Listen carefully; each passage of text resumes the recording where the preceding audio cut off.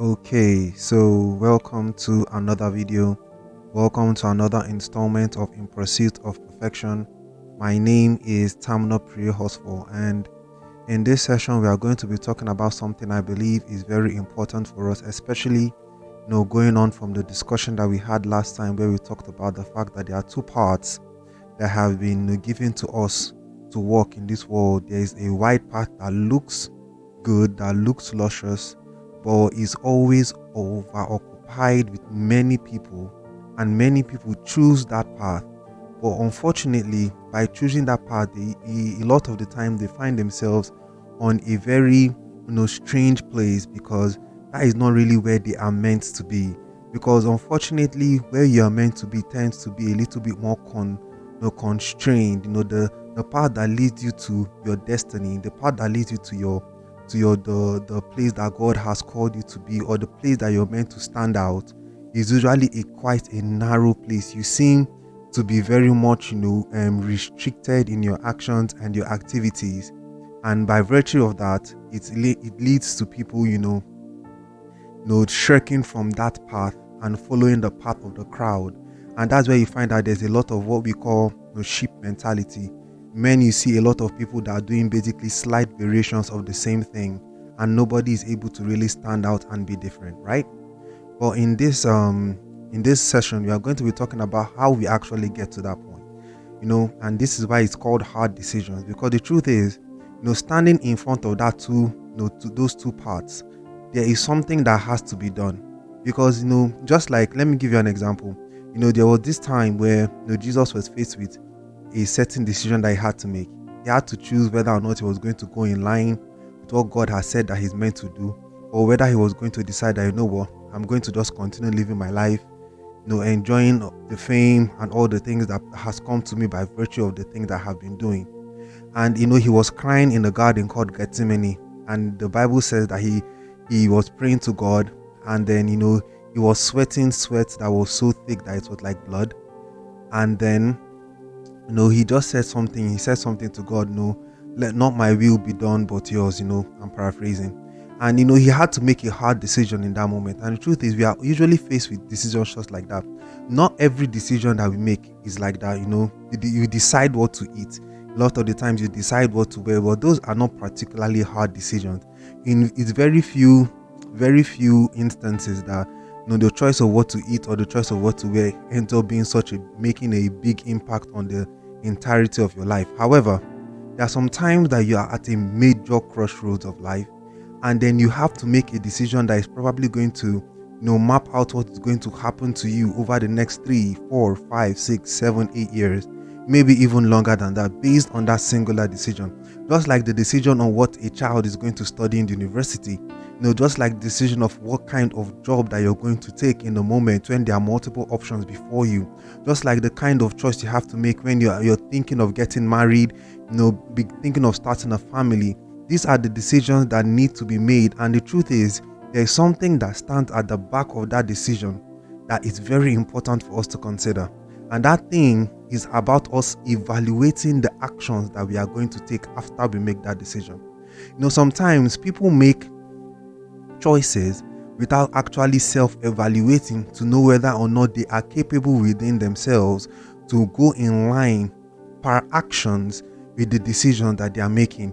Somebody will say, okay, a child will say, oh, I love engineering, I love the sciences, so I want to be an engineer. So they decide that they want to go to school and follow in the path of an engineer. However, engineering comes with a lot of work, a lot of studying, a lot of things that you need to understand to be successful in that field. Now you find out that some people think they are in line with that, but when the work comes, it's not even sometimes a product of their lack of understanding, but sometimes a product of their inability to press in to get a result that keeps them stagnated in that point. And because they made a hard decision, but they did not evaluate themselves as to whether or not the actions that are necessary to make that decision fruitful, they have the ability to take it on. Because that's what makes a decision hard. A decision is not hard just because of the ramification, but it's hard because the actions that come after that decision are sometimes hard to take on.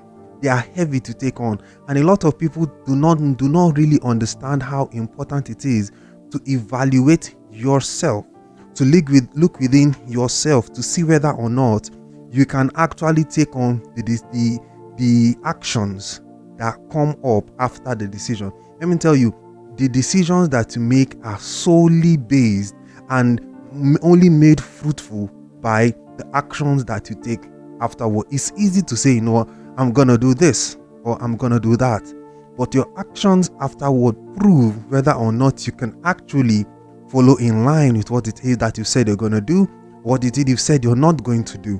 So sometimes people say, I'm going to quit doing so and so and such, and it's good, but have they done any sort of introspection to see whether or not they can follow through with that decision? Because sometimes the decision to stop something is not something that you can do by yourself. You need help.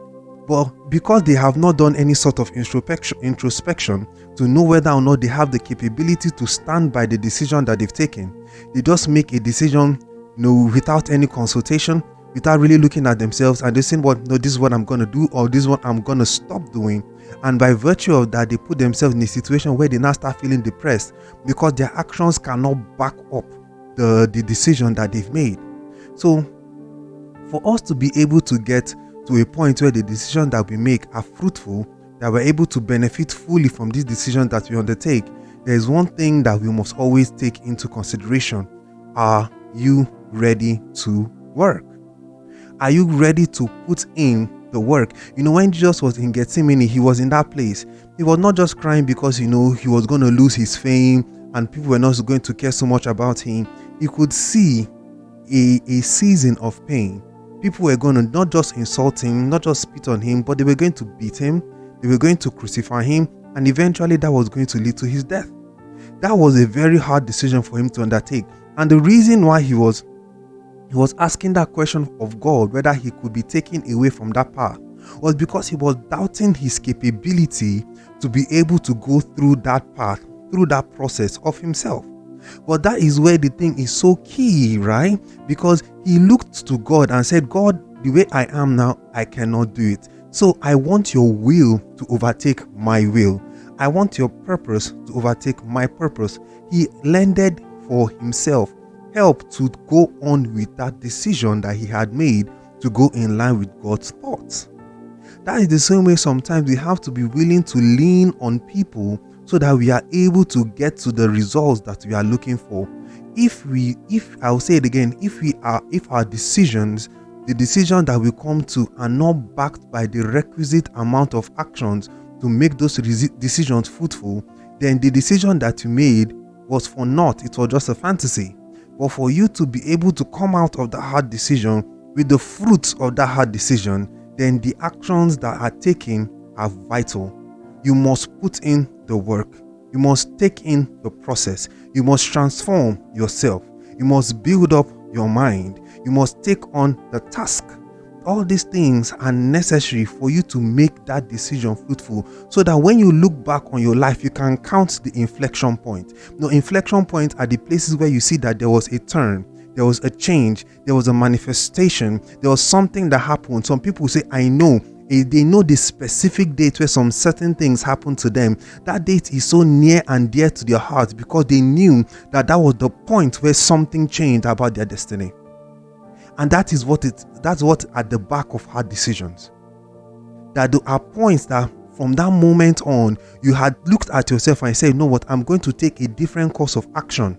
And this different course of action is not just something I'm saying with my lips, but it's something that my heart is indicting a matter for me to be able to produce the result that I am destined to walk in. So when you stand before that fork, you look to the right where there is a wide way with a lot of people walking in it, and you look to the left where there is a narrow way with very few people walking in it. I tell you, there are some people that cannot handle the narrow way. Not everybody is meant to walk in the narrow way. Not everybody can take the brunt of walking in the narrow way. But if you decide to walk in that narrow way, just know that there will be hard tasks waiting for you. But everybody can be a sheep, but not everybody can be the shepherd. Everybody can be a sheep, but not everyone can be the shepherd. So it's a hard decision that is going to separate you from one that walks in the way of the sheep and one that walks in the way of the shepherd. So this has been Tamno Prehos for giving you the word. I hope this has been a blessing to you. I hope by these words you'll be able to see the necessary things that you must do just by introspecting, just by looking into your heart to see whether the decision that you're about to make, you have the wherewithal to see it through to the ending. So I hope this has been a blessing. God bless you, and we'll catch you in the next one. Bye-bye.